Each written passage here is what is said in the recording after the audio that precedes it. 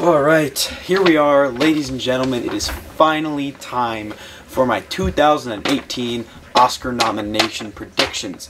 Before I start with this, I want to preface this with a couple of quick notes. One, this is far and away the hardest list of predictions I've ever had to compile. This is one of the tightest years in Oscar history, in my opinion, aside from one category, which I'll talk about in a little bit. But this has been incredibly difficult to make. That's kind of why I'm later on making these. I wanted to see as many movies as I possibly could in order to compile the most accurate list possible. I have here a list of picture, director, lead actor, supporting actor, supporting actress, original screenplay, and adapted screenplay. I'm doing the big awards right now. Maybe a little later I'll get more into the nitty-gritty, like foreign language, animated, scores, original song, production design, things like that, technical awards. But not for right now. The second thing is that these are not winners' predictions. I will do those further down the road when I've seen stuff like the Golden Globes and the SAGs and the BAFTAs. That comes later. Third, this is not what I think should be nominated. This is what I think will be nominated as a result of past award shows, what the Academy has done in their history, what they like to award, what I think going into this is important for them to consider. So these are, again, not what I believe should be nominated. These are what I believe will be nominated. Fourth, there are two movies that I believe are big contenders that I have not seen yet, because simply put, they have not released here yet. One is Phantom Thread, and apparently that does not release here until after the nominations are even announced, which is really annoying. And the second is The Post. That doesn't release here for another couple weeks, but I feel confident enough with what I believe The Post will be nominated in that I felt as though I was comfortable making this video. The fifth and final thing, and this is kind of important, I have left Mudbound out of my predictions entirely because I feel as though it's impossible to predict what's going to happen with that movie at the moment, simply because it's Netflix and it's from a streaming service. Now, these are my official predictions, so whether it's nominated or not, that's on me. That's not on you. I feel as though, because like I don't have it in picture, I don't have it in director, I don't have it in supporting actress. I've seen the movie, but I still find it almost impossible to predict whether or not we're going to be seeing it at the Oscars because it's Netflix. And I know a lot of people have said, well, what about Amazon? You know, their movies are nominated. Yeah, but they release their movie. They wide release their films. They put them into theaters. Netflix has yet to do that. They didn't do it with Mudbound. So, I don't know. I find it difficult to see Academy voters voting for that film, but I also recognize that it's shown up at, like, the SAGs and the Golden Globes. So I don't know about that, and it was my choice to leave that movie out of my predictions, but I've done that, so with that aside, let's get into my predictions. So we're going to start with Best Picture. Now, this category is literally impossible to predict because you don't know how many movies they're going to nominate. They can nominate up to 10, but the past couple years they've done 8, they've done 9, they've done, like, I think they may have done 7 once. So, you know what? Fuck them. If they're going to nominate however many, I'm going to nominate however many. So I think I have 9 in here, and one of these is, like, maybe, so technically, like, 8. And then I'll give you like a 10th if I had to. The first is Call Me By Your Name, which I finally saw last night and had the great pleasure of seeing with my mom. This is just a very Academy film. It's got the subject matter that would attract the Academy, and on top of that, it has a lot more going for it. It has a lot of noise in other categories, and enough to where it's going to compile to create this Best Picture nominating worthy film. People have said it could win. I don't disagree with that. It's also the front runner in adapted screenplay, so I don't think it's much of a question as to whether we'll be seeing Call Me By Your Name in the category. My shaky one is Darkest Hour. I feel as though Gary Oldman's performance is so strong and almost so much of a lock-in to win that it could actually propel the film to be nominated for Best Picture. But if they only nominate 8, it's probably going to be Darkest Hour that's kicked out, but I still have a relative amount of confidence that it'll be in there. Dunkirk. This was a movie I didn't have much confidence in when it had first released, simply because of its July release date, but there's no denying the fact that it's remained stagnant throughout the months. It showed up a lot at the Golden Globes, or enough at the Golden Globes. It was in motion picture drama, it was in director, it was in score. Like, it showed up, and it's showed up consistently. It wasn't at the SAGs because they haven't been awarding performances for that film, but it's 100% going to show up at the BAFTAs, and I think it's remained steady enough to garner attention in Best Picture. The Florida Project is one. There's always one. There's commonly one movie that isn't nominated for much, but it has enough going for it that it's nominated in picture. Like, it's a good enough movie to be nominated for Best Picture, but since they're allowed to nominate up to 10, they can nominate, like, the 7th place in Best Director, and like, the sixth place in Best Leading Actress, and they can kind of put that into Best Picture because they're allowed to do that. They have more leniency in the category. So I think The Florida Project is one that they can kind of shoe in there because it has enough going for it in terms of quality of the film. Get Out. This is another one, like when it was first released, if you had asked me if I thought Get Out would be at the Oscars, I would have told you hell no because of its release date. And it's kind of crazy to think that Dunkirk and Get Out, which were released way earlier in the year, might both be showing up at the Oscars. Get Out has exactly what it needs to be going for it. It has some of the best reviews of the year. On top of that, the Golden Globes controversy is kind of a big deal. I think the Academy might be looking to capitalize on that and say, well, they fucked up. Let's really show them how it's done. Plus, I think the studio is probably campaigning even heavier because of that, because of the whole Golden Globes thing. And I think it's going to show up quite heavily at the Oscars because of that. Lady Bird, you're going to hear me say this a lot, but it's the year of the woman. With everything that's gone on, and even Oscar So White was not the only diversity issue brought up in diversity problems in the Oscars before. There's been a lot of lack of women directors or lack of women-led films, and on top of everything that's gone on with women in Hollywood this year, Lady Bird is kind of the perfect movie to be rewarding. Not only is it a great movie, but it's directed by a woman, written by a woman, starring a woman, about a woman. You've got a Best Picture nominee, and I think you might even have a Best Picture frontrunner. The Post is interesting because I did not love the first trailer, and I made that clear in one of my previous videos, even going so far as to say maybe it won't be nominated for stuff. And then reviews started coming out, and what's interesting about the reviews is they're not calling it a masterpiece. They're calling it the most important film of the year. And if you look at Oscar history, they like to award important films. Oftentimes, they'll reward the most important film as opposed to the best film of the year. They gave Best Picture to Spotlight. Last year, they gave it to Moonlight. That's not to say they weren't the best movies of the year, but generally, they're the most important movies of the year. And if these reviews hold true, then we're probably going to be seeing this movie in a lot of different places at the Oscars, a la Spotlight, which not only showed up in Best Picture and won Best Picture, but you had Screenplay, you had Mark Ruffalo, you had Rachel McAdams. I think this movie is kind of going to be a similar deal to Spotlight. The Shape of Water has received a ton of accolades, a ton of nominations at other award shows. I think it received the Golden Lion. It might have been Venice Film Festival. Like, it has so much attention to it, and it's been received so well. It's so artsy in a sense, but also not, that I think it's going to draw the Academy voters' eye.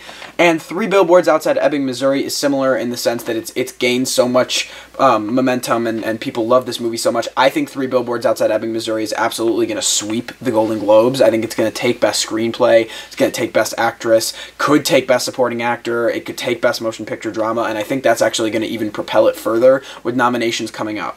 So those are my Best Picture possibilities. If you want a 10th, Mudbound, if they're going to start nominating Mudbound, that would be my possible, or maybe Phantom Thread, for similar reasons to the Florida Project, where, like, it has enough going for it. It's not going to be nominated everywhere, but it has enough, like, good film stuff going for it, because I've heard nothing but great things about that. But then again, you also have Mudbound, which is kind of launching itself. So if I had to give a 10th place, I'd give it to Mudbound, but again, I'm simply not comfortable, like, putting that movie in here yet. Best Director. So obviously we have 5 for the rest of these categories because the Oscars just didn't do that for picture because everyone's life has to be harder. So Best Director, we're going to start with Greta Gerwig for Lady Bird. Again, they have a chance to nominate a female director, which doesn't happen very often. And not only that, they have a chance to nominate a female director for a very well-regarded movie. And I think if she's not nominated, that's going to spark a lot of controversy among viewers. And Lady Bird is also a very Oscar movie. It's an up-and-coming story. It's you know, it's a heartwarming tale about a young woman, and Greta Gerwig directed it very naturally and very stylistically, to the point where I think they're going to respect what she did with the movie. Martin McDonagh for Three Billboards Outside Ebbing, Missouri. This was a tough call for me, and I swapped him for Luca Guadagnino for Call Me By Your Name. I think Call Me By Your Name sort of shot itself in the foot with a wonky release schedule in terms of showing up in this category. I think it will still show up in other categories, but it had a really strange order of release. Like, it had this limited release way back in November, and then it just released near me yesterday. And I don't know, I think it almost went out of discussion for a long time because of that. There was this big gap where the movie wasn't at the center of attention, and Three Billboards has received such good notices so consistently that I think they might be looking to reward Martin McDonagh. He's been rewarded slightly in the past. I think he's gotten screenplay nominations for both his movies, maybe just in Bruges, but I think he's well known. I think the movie's going to do so well, and it's a front runner in so many categories, like leading actress and possibly even supporting actor, that they may have to kind of reward Martin McDonagh in this category, so I sort of put him in there as a default and a swap out. Christopher Nolan for Dunkirk. We all know that they fucked Christopher Nolan on several different occasions, primarily out of the Best Director category in Inception back in 2011. Whether you want to debate should The Dark Knight have been nominated in Best Picture or not, that's your debate, but I think most people are willing to accept that Inception in particular, that movie of his, should have absolutely garnered him a Best Director nomination, especially when it took a picture nomination and a screenplay nomination. Inception is all about direction, and people were in an uproar when he wasn't nominated, and now he's taken on a World War II biopic in which he used all practical effects. Simply put, this movie is an accomplishment, and we know damn well the Oscars like to award accomplishments in movies. Whether that's with a win or a nomination, they will nominate accomplishments at the very least, and I think Christopher Nolan has far and away the best shot he's ever had at not only being nominated, but at winning. We could be looking at kind of like a Saving Private Ryan type deal, where Spielberg took director, but it didn't win picture. I think you could be looking at some kind of situation like that. Steven Spielberg with The Post, they like to nominate Spielberg and then not give him the win. They've done that a lot, other than Saving Private Ryan and Schindler's List. You kind of look at Spielberg's track record, which is one of the best in film history. He's obviously had some flops, but he has some of the best movies, and movies with a ton of Oscar attention. And again, if this movie is as important as they say, they're going to award the director for it, especially with, I don't know how many of you guys remember, but like when, I think it was Elizabeth Banks that was shitting all over him for not doing female-driven movies, and now he's directing a female-driven movie. Again, I think you have something to look for there. And Guillermo del Toro for The Shape of Water, who has never been nominated for Best Director, but again, with The Shape of Water, like Dunkirk, it's a very direction-based film. Sure, the script plays into it, but I mean, the look of that movie is where it's all at. The style of that film where it's all at. It is a beautiful piece of art, in a sense, and I think that's what the Oscars are going to look at it as. That's why, if anyone's going to beat Deakins for cinematography, it's The Shape of Water, and so I think that's why they're going to lean towards Guillermo del Toro. So those are my 5. Again, Luca Guadagnino being out of here was a tough call, but I for that reason, that's why I predicted that. The other one, obviously, a lot of people talk about is Dee Rees. Even if Mudbound is nominated, I'm not sure she could kick out any of these, if anyone, maybe Martin McDonagh, but I would still sort of put her down in like 6th or 7th place. Okay, Best Leading Actor. Best Leading Actor was fun. I feel as though there are 3 real lock-ins and one that I'm pretty confident in. The lock-ins I have are Timothée Chalamet for Call Me By Your Name, who became a lock-in when he beat Gary Oldman in something. There was one award show or one film festival or something where he won leading actor against Gary Oldman, which is kind of unprecedented, and I don't think that's going to happen here. If you want one of my winner's predictions, I'm 100% confident Gary Oldman's going to win Best Leading Actor. But he did do that, and I think that sort of leaned a lot of experts, including myself, to be like, okay, this kid's for sure going to be in there. And having seen the film, he's definitely going to be in there. The movie just, it doesn't really work without him, and I'll get more into that when I touch on supporting actor. But I feel 100% he's going to be in there. Daniel Day-Lewis for Phantom Thread. Look, it's DDL with Paul Thomas Anderson again. It won Daniel Day-Lewis' 2nd Oscar, and I have no doubt he's going to show up here again. If anything hurts him, it's the late release date. And I think that might have been why he got fucked out of a SAG. I'm not 100% sure, but I'm pretty sure that's one of the reasons. But it's Daniel Day-Lewis working with Paul Thomas Anderson. There's not many places you can go wrong. The Oscars love Daniel Day-Lewis. He's won 3 Academy Awards. This is his last movie. He's retiring. Everything is set up for him to be knocked into this category. And Gary Oldman for Darkest Hour. Look, Gary Oldman completely transformed into Churchill. Oscars love when you transform into a historic figure, a la Daniel Day-Lewis back in 2012. People are comparing this performance to Daniel Day-Lewis's in Lincoln, but I mean, Gary Oldman is receiving career high reviews, and I if he's not nominated, I would literally flip shit. And the one I'm relatively confident in is Tom Hanks for The Post. Again, with the reviews I've seen for that film, I don't think there's any way it gets skipped out in many different categories. However, Tom Hanks has been getting screwed in recent years. He got screwed out of Captain Phillips, which is a ridiculous snub. He was phenomenal in that movie. But, you know, he hasn't been nominated since Castaway, but he's back with Spielberg here. There was never really a chance for him in Bridge of Spies, but it looks like he's doing something a little different here. And with the film receiving this kind of acclaim, and the reason it's receiving this kind of acclaim, I think you can finally be looking for Tom Hanks getting another nomination. And the fifth slot came down to two for me. For a long time, I had James Franco in here. I put in my Disaster Artist review that I thought he was going to be in here. And I've sort of changed that. I don't have him in here. I did for a long time. I thought more about the movie, and I thought more about the performance, and I don't really see it anymore. I don't see that garnering an Oscar nomination. So what I replaced him with, if I'm right, and Get Out gets the amount that I think it's going to, and if it is the front runner in original screenplay that everyone says it is, maybe Daniel Kaluuya gets put in here, and he is my official prediction for the fifth slot. You get a little diversity in the leading actor category. He's a new, up-and-coming actor. He's phenomenal in this film, and if this movie receives the amount of attention that I think it's going to, they're going to be looking to put it in more places, especially since Best Director is so tight, and I don't think they're going to be able to fit Jordan Peele in there. I think they're going to try and fit Daniel Kaluuya in the leading actor category. James Franco's already been nominated. He can miss out a year. He's got like 13 upcoming projects. I think it's a gutsy call for me. I think James Franco could be put in here. It would not surprise me whatsoever. But part of me is leaning towards Daniel Kaluuya on the idea that I think this movie's going to kind of be everywhere, and it's a front runner in original screenplay right now, even though that category is also incredibly tight. But that's where I went. Daniel Kaluuya. Leading actress. I said at the beginning of this video that every category is kind of hard to predict except for one. It's this one. I think this is as about locked in as you're going to get for 5 performers, and I think most people agree with that. I've looked on several different sites, and I don't think I've seen anyone stray from these 5, and that's for good reason. I've seen all of these movies but one, and they're all very deserving of their nominations. Sally Hawkins for The Shape of Water. She has to perform everything visually. She can't talk, she can't speak, and we follow her along the entire film. She is our protagonist. We have to feel for her, and she portrays that magnificently. She's in the big 3-headed race to win, which is, in my opinion, kind of a 2-headed race, but I'll talk about that in winner's predictions if we get that far, and it doesn't become like a one-woman show in terms of winning. But the other is Frances McDormand for 3 Billboards Outside Ebbing, Missouri. This is sort of a return to form for Frances McDormand. It's like Fargo-esque, and that's what the Oscars loved her doing, and it's every time she kind of does that sort of role, she shows up at the Oscars. I don't think there's any doubt she's going to be here this time around. I think she could win.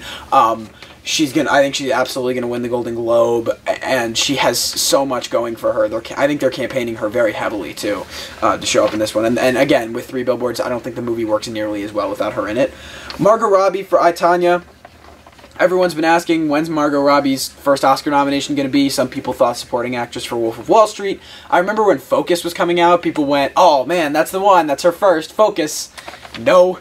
But this is it. I mean, she completely transformed into Tonya Harding, which is a very hard character to transform into. She's there the entire time. You're not watching Margot Robbie, you're watching Tonya Harding. And I, Tonya serves mainly as a showcase for 2 or 3 really strong performances, and that's what the movie's propelling forward. That's what it's campaigning, at least if this new production company knows how to campaign. That could be what fucks her over, but I don't think it will be. So I think you've got Margot Robbie in there. You've got Saoirse Ronan for Lady Bird. The Academy likes Saoirse Ronan. This would be her 3rd nomination, and again, with Lady Bird, I think it's going to be a big movie to look out for in a lot of different categories, and she runs the whole show. It's her movie, so she's a big one to look out for. And Meryl Streep for The Post.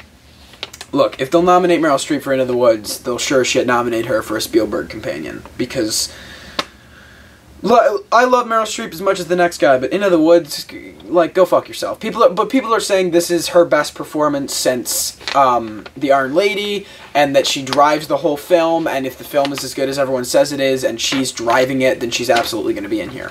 If I had to predict, like, a sneak in or a steal away, I'd put Jessica Chastain in 6th place for Molly's Game. I saw the movie. It's one of her best performances of her career. And I said earlier, Sorkin has this ability to get performers nominated. It's not looking like that's going to happen this time around. I think it might have actually released too late. But If anyone can sneak in, it's Jessica Chastain, and I think it would be Neon's fault. Margot Robbie might get kicked out if they just really don't know what they're doing and don't know how to campaign performers. But I still don't see that happening. I think these five are as sure bets as you're going to get for an entire category. Supporting actor. This was also a whole load of fun. There are three that I'm very confident in. One that I'm pretty sure... It's leading actor again. One that I'm pretty sure, and one that I'm like, I don't know. The three that I'm very confident in are Willem Dafoe for The Florida Project. He is a very Academy supporting performance.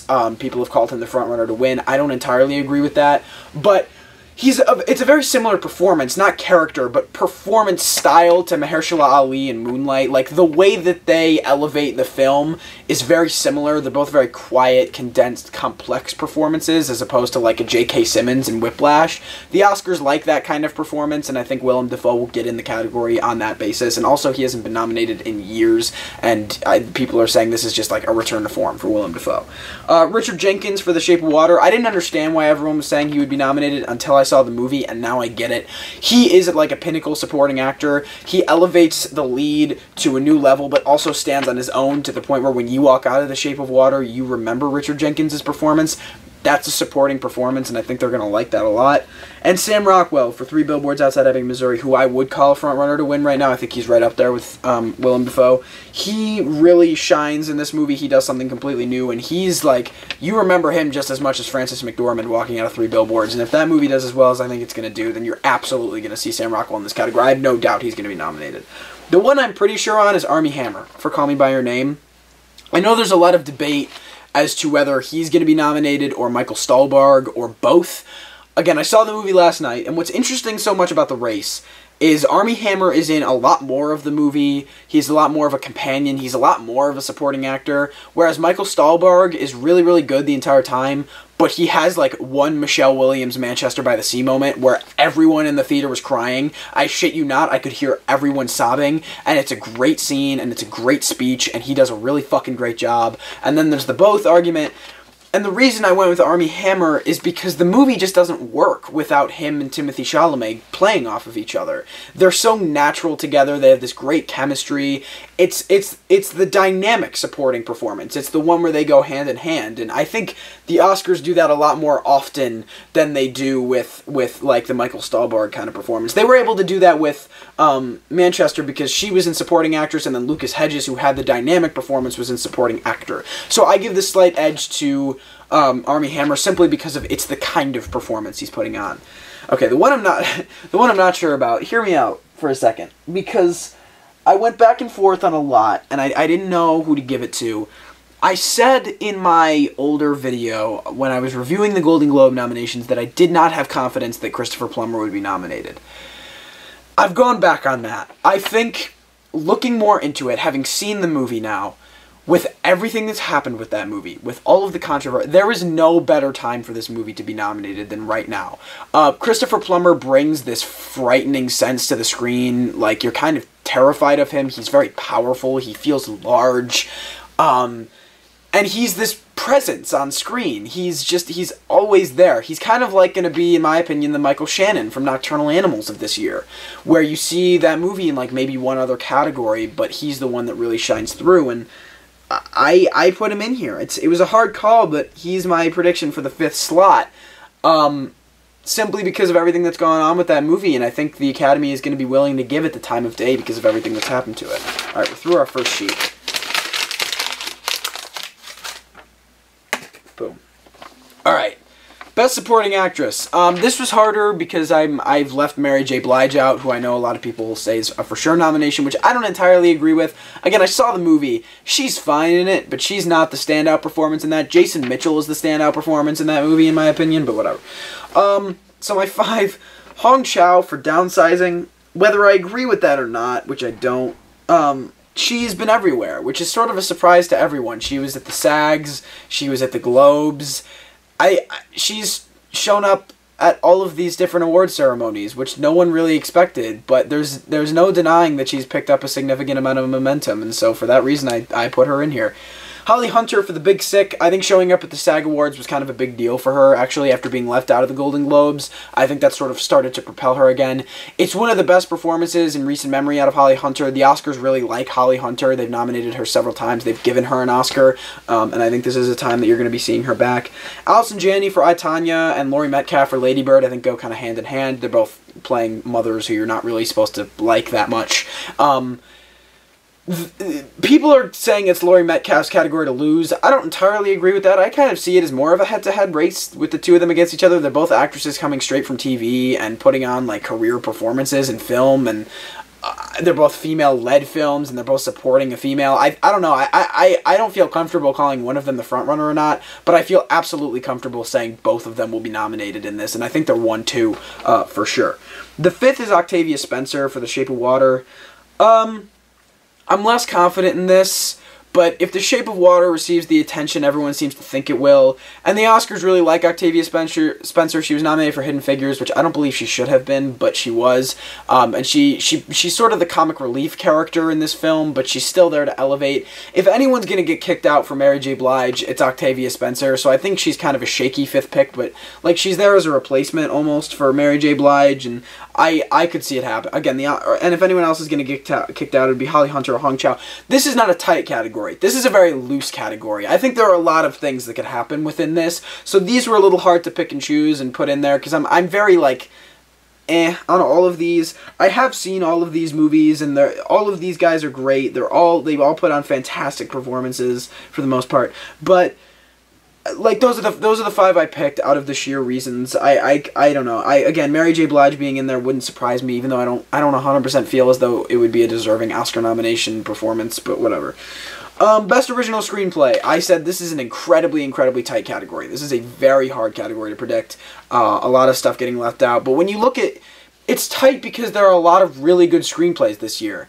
But they haven't been getting nominated. These have been. So I put Get Out, which is the frontrunner to win right now. Again, Get Out has garnered a lot of attention from the Academy Awards, and I think it's going to be a big one to look for. Lady Bird, again, and The Post, with all of the attention those two movies have been garnering, how important those two movies are this year. I think they'll receive nominations, especially with who's written them. They're both written by very strong writers and writers who have become more well-known recently.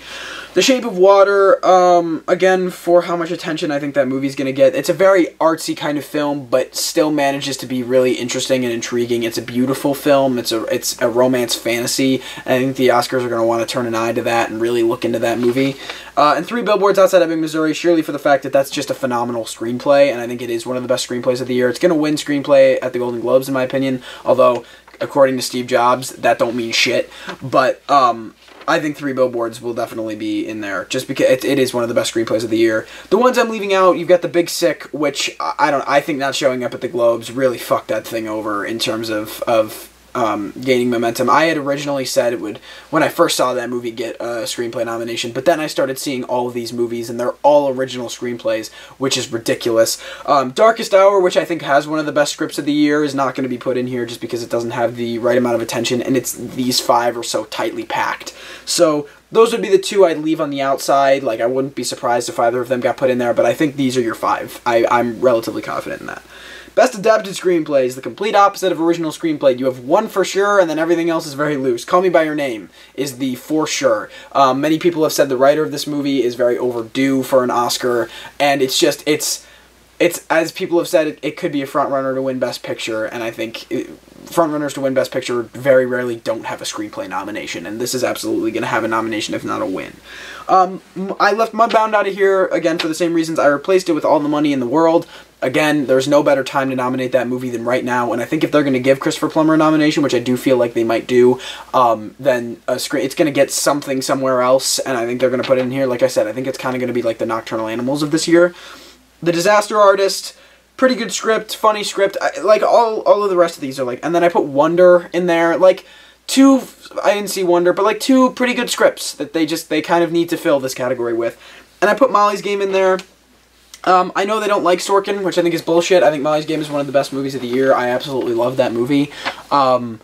But, again, they need to fill this category. They need a little bit of filling, and I think they've got a Sorkin one. It's adapted screenplay. I think they're going to shove it in there. I think was it nominated for the Globe? I actually think it might have been, which was like sort of weird because it's only 5. So I don't know. I think we'll be seeing those 5. Again, if Mudbound is in there, it's replacing Wonder, All the Money in the World. I just don't know. I don't know about that movie. I don't feel confident predicting it. Woo! That's it. That's it. Those are my 2018 Oscar nomination predictions. I feel okay about these. Again, it's a ridiculously tight year. It is a very hard year to predict. I don't think there are many true frontrunners or lock-ins other than like the leading actress category. I think there are a lot of surprises that have a place to happen, and I really hope that there are. It's always boring to watch the Oscars and just go, well, yeah, these are all the fucking people I thought would be nominated, but that never happens, other than last year. Last year was kind of boring. But yeah, that's it. Those are my nomination predictions. Like I said, look out in the future for possibly some like more specific stuff, a little more in detail with like a little more background categories. I plan on doing a live video on the 7th reacting to the Golden Globes, and then I'll post it afterwards. But if you're interested in watching that live with me, go ahead. It'll be on YouTube Live, which I've been doing recently, and I've been enjoying more and more. Golden Globes are coming up. BAFTA nominations are coming up, and as soon as I've seen Globes, SAGs, and probably BAFTAs and the nominations themselves, I will do my winners predictions. I'll be continuing doing more coverage. I'm really enjoying doing this. And if I have any updates on these, if anything happens that I think completely changes these nominations up, maybe I'll do a quick little video on it. It wouldn't be as long because this video is ridiculously long already, but it would be along the same lines of what I've done here. So, to wrap this video up, because it's already over half an hour long, thank you guys so much for watching. I hope you enjoyed. If you're interested, if you want to see more Oscar coverage throughout the next month or two, please subscribe. I would love to have you here. And I'm very excited to continue doing this. Let me know what you think in the comments below. I want to hear what you agree with, what you disagree with, what your predictions are. I'm very interested to hear. I like hearing a lot of different people's predictions and sort of compiling that into my own. Thank you guys so much for watching. I hope you enjoyed, and I will see you guys next time.